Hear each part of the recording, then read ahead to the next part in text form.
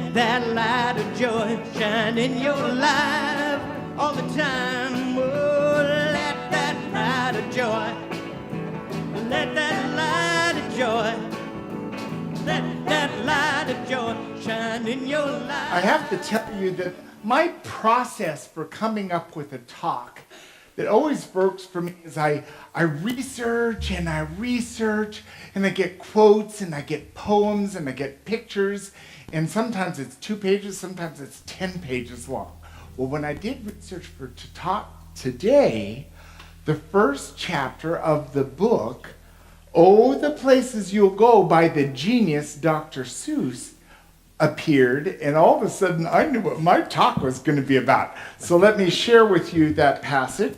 I'm going to read a couple excerpts from this wonderful book. You have brains in your head. You have feet in your shoes. You can steer yourself any direction you choose. You're on your own, and you know what you know, and you're the guy who'll decide where you'll go. You'll come to a place where the street's not marked. The windows are lighted, but mostly they're dark. A place where you could sprain your elbow and chin. Do you dare to stay out? Do you dare to go in?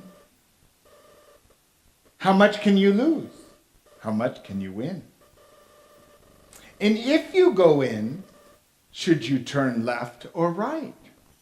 Or right and 3/4, or maybe not quite?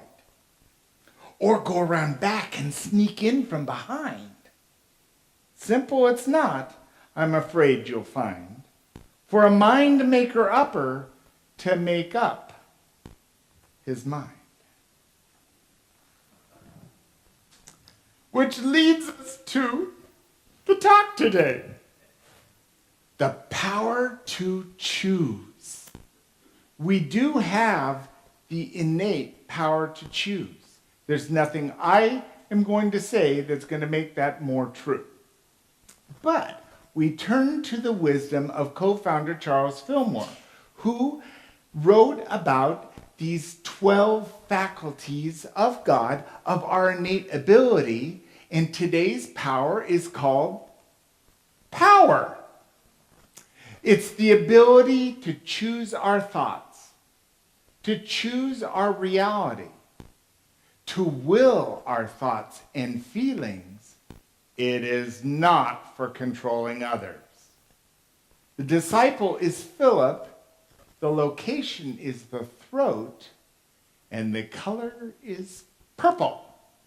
So we're going to have a month of purple. And this is so important that we really know that this is, as we know, these 12 powers are already within us. It's how we live and move and practice this spiritual journey. So I'm going to turn to the Unity minister, Sue Seeking, and she says this wonderful truth. The whole of power is given to everyone, for the one power cannot be divided. It is everywhere present. We call it life. So we say every Sunday, there's one presence, one power in our lives in the universe. Yes? If there's one power everywhere present, how can we be separate from it? God can't be divided. Ever. God's unchangeable, always present. And so within that presence is where we live our life. Now life sometimes is really good, really sweet, and sometimes it's not. Sometimes life is challenging. Sometimes life is a little bitter. Sometimes life can be downright hard. And we still call it life. Because as human beings, we're going to experience the whole array of emotion, an whole array of experience. And if you're not experiencing any emotion or any experience or any life, guess what? You've moved on. Either you've moved into pure light and you're just one with God and nothing else bothers you, or you change addresses and move someplace else. So for us who are still batting around right here, let's see where we're going to go with this. I turn to Connie Fillmore. She's one of the last surviving descendants of Myrtle and Charles Fillmore. She's the great-granddaughter of. She was the head of Unity School for 20 years. She says, God does not exercise power. God is all-present, an all-quiet power from which man generates his own power. God doesn't turn on the chainsaw. God doesn't do anything but be present. All quiet power. In a mystery beyond our understanding, God is always present, always working through everything. And it's that energy in us where life happens. These are God's hands. Look down at your hands. Those are God's hands. Those are God's feet.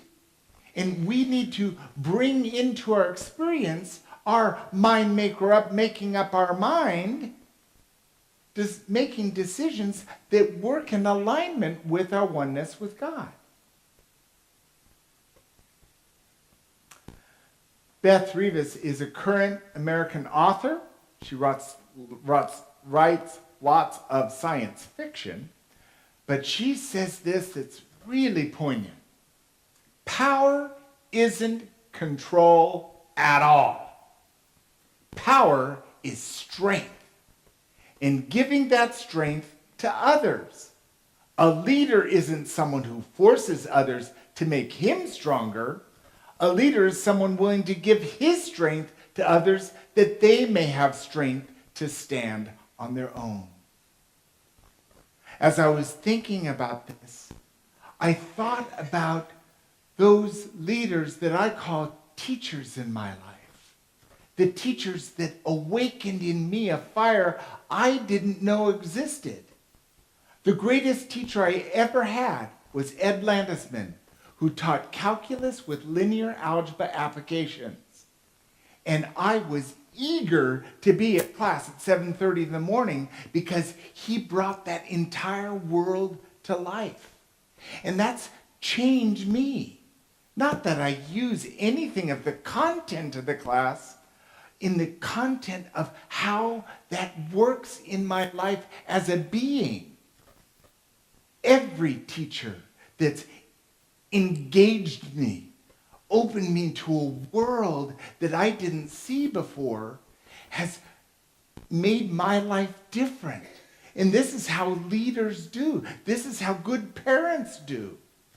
They lift up, inspire, and encourage you to stand on your own 2 feet. This is important for us to see in our community leaders, in ourselves as leaders, in our national leaders, in our world leaders. And we have had some world leaders who've told us this message and have effectively changed our lives. If I say the name Mother Teresa, you already have a sense of what's different in your life just by her ministry. Also, Mahatma Gandhi. And this powerful truth is something to focus on. The day the power of love overrules the love of power, the world will know peace. wow. It's so true. For when we're centered in love, in living and moving through our world in love, then we respond to others in a different way than if we're operating from fear. And what's more important is that I maintain control and power over you. We're only going to find peace in our lives and in the world when we operate lovingly. When we open ourselves that love is a way for our ultimate strength. It's not difficult to love a bluebonnet. It's not difficult to love a gorgeous baby. It's not difficult to love an ice cream sundae. The challenge is when we're facing something like, I don't like that. Every time that person, it just makes me want to scream. Those moments, those are the moments we need to choose love. Not love that we love them. We love ourselves enough to know that the power of love is much stronger than the power of fear. It's simple to understand at a knowing level. It's a lifetime of journey to practice. I turned to Gary Zukav, another very powerful writer, and he says here, we cannot stop the winter or summer from coming. Have you ever tried? Any luck? We cannot stop the spring or the fall or make them other than what they are. Oh, I think this spring maybe we should just... It's not going to happen. They are gifts from the universe that we cannot refuse. It's best to accept it just as it is. And don't rely on what the Weather Channel has to say about it, because they don't have a clue. They were bad in Hawaii, they're worse here.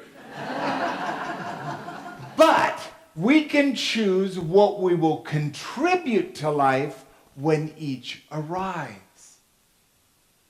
So when I look at the Weather Channel, it says light rain, and there's a torrential rain coming down, and I think I'm going to die because there's so much water coming down. This is just 2 days ago. How am I going to deal with it? Maybe trust what I'm experiencing. Did I close the windows on my car? Deal with what comes to me rather than trying to change what is. Because I could stand there at the door and go, but it can't be raining. It is. And we laugh because we've tried to change these things in our lives.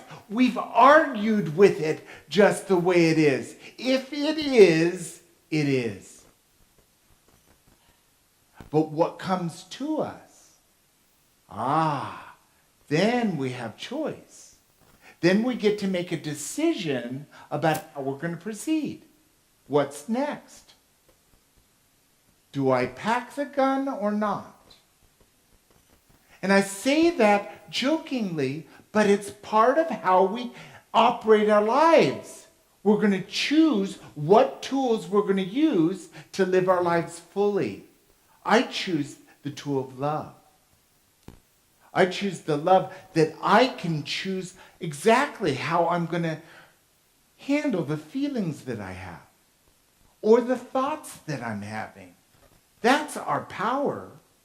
We have this ability to choose what we're going to think and how we're going to think about it, and then how we're going to think about what we think about. It's an ongoing practice. James Dillett Freeman was a Unity minister, and he's the poet laureate of Unity. He said, God will not make the world a better place for us to live in, but he will give us the power to make it a better place. Again, God doesn't do anything. God is. God knows it's no good arguing with us. We have the power to make this life, this place, this world equitable, safe for all, or just what am I going to get out of it? We get to choose. And we found as a community that as we do things together, we find that it's a rich way of working through any problem in our lives. Yesterday's bed race, Family Promise was more attended. There was more beds than ever before. And what a gorgeous day to celebrate service to people who are homeless. And we can have fun about it because we're making a difference. This community, by hosting Family Promise 6 times a year, we're making a difference in people's lives. And that's making the world a better place. I turn to Eckhart Tolle, a gifted writer and a truth sayer. Wherever you are, be there totally.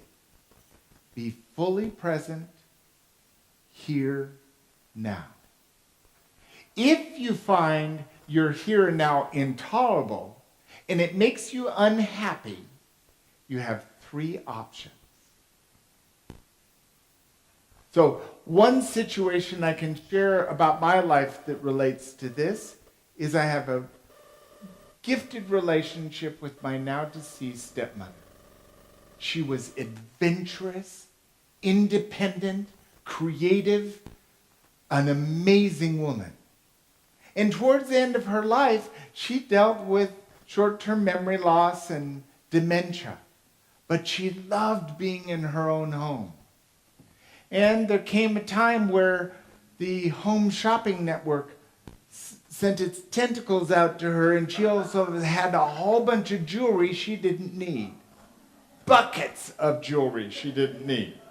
And a vacuum cleaner that was very expensive that she couldn't even pick up, let alone move across the floor. Now the first choice is just remove yourself from the situation. So what?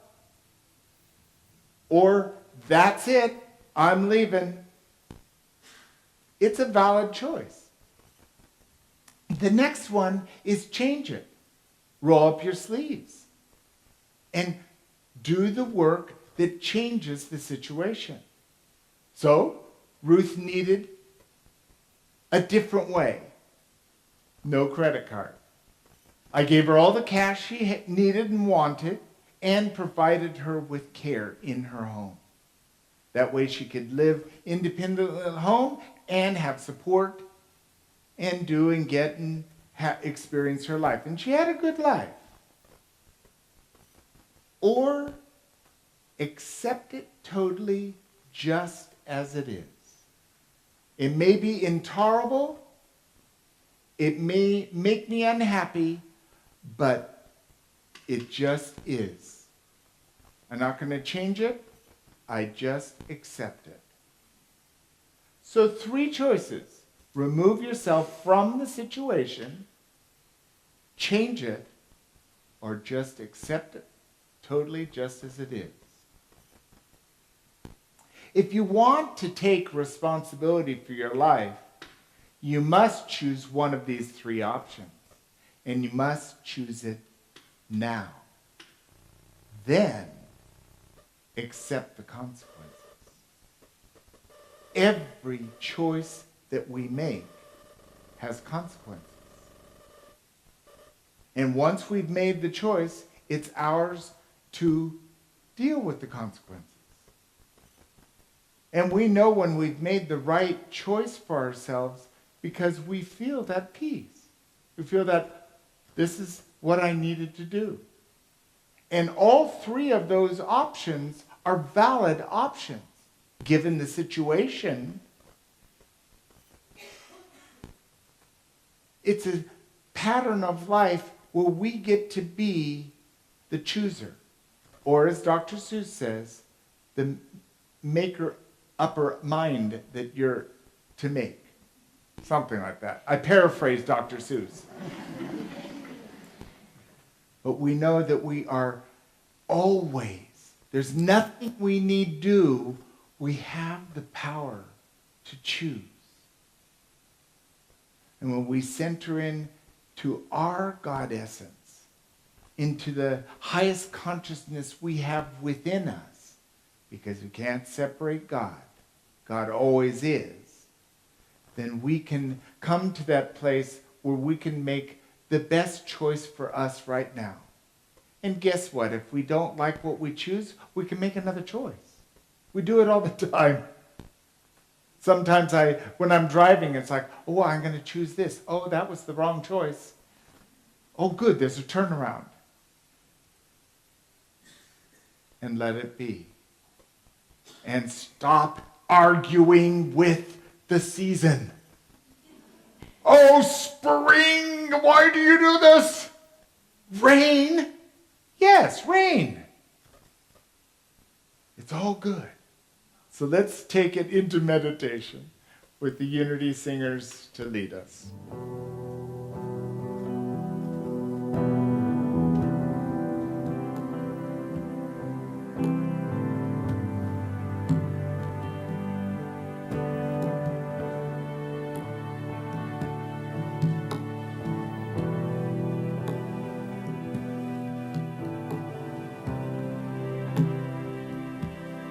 Be still,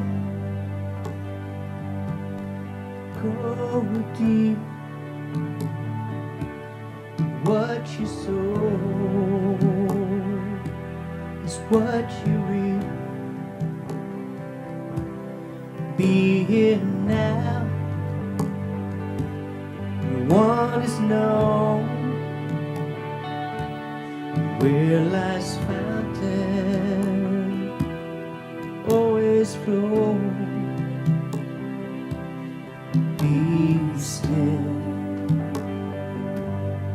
be still, be still,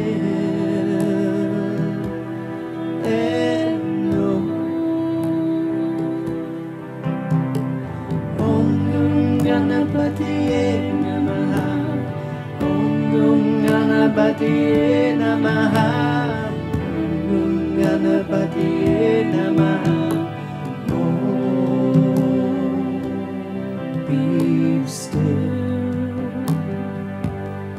be still, be still, and know. Be still.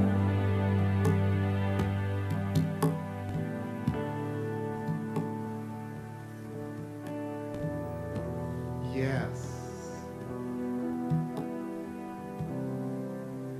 Yeah. Be still and know.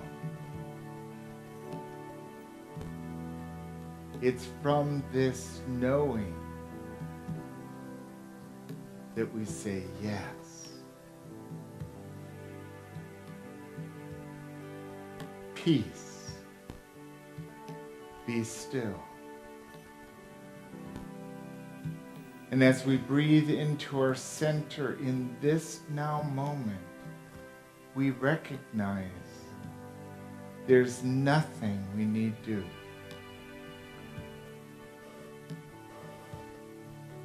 As our shoulders drop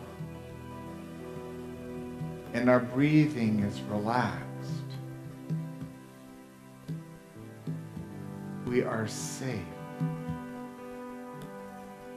We are whole. We are aligned with the presence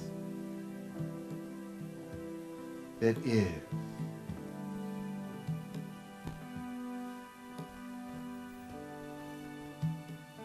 We have all that we require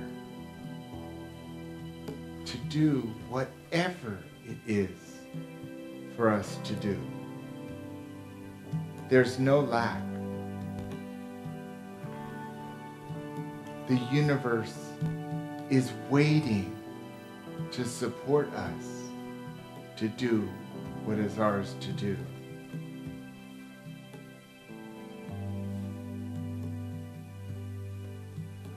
Opening up to the power of love, we say yes to love. We say yes to peace. We say yes to the God of our understanding. Yes.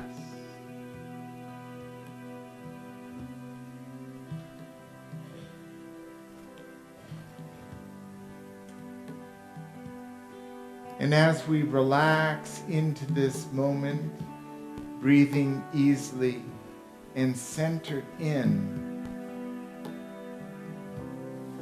to our divine center, we take this moment now in the silence.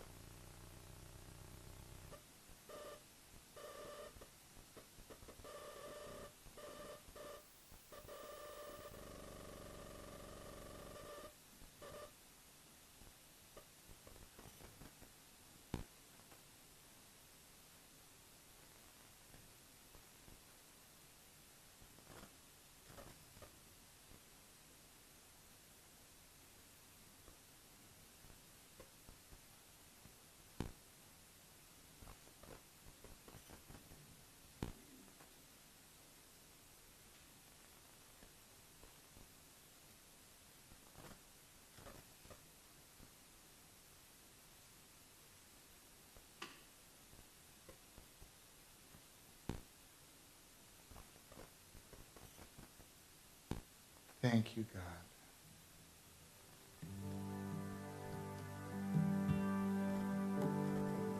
Thank you for this day. Thank you for this moment of peace.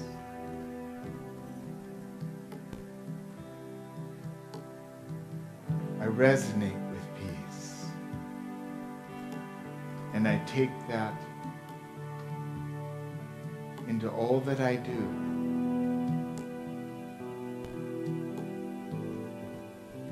And from the words of Teresa of Avila, let nothing frighten you. Let nothing upset you.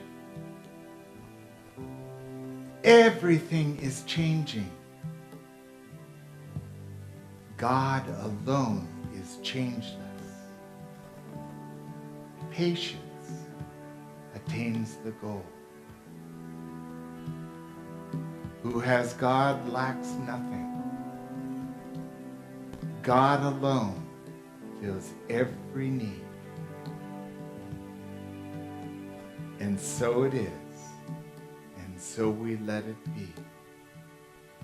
And as we come out of this meditation, and wiggle our fingers and our toes, might roll our head, our shoulders, and when we come fully aware into the room, we'll say this affirmation for today.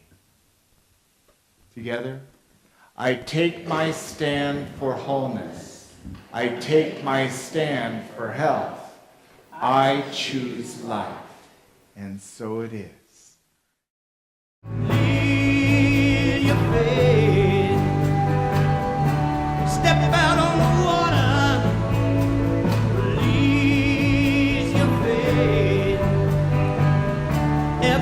be strong.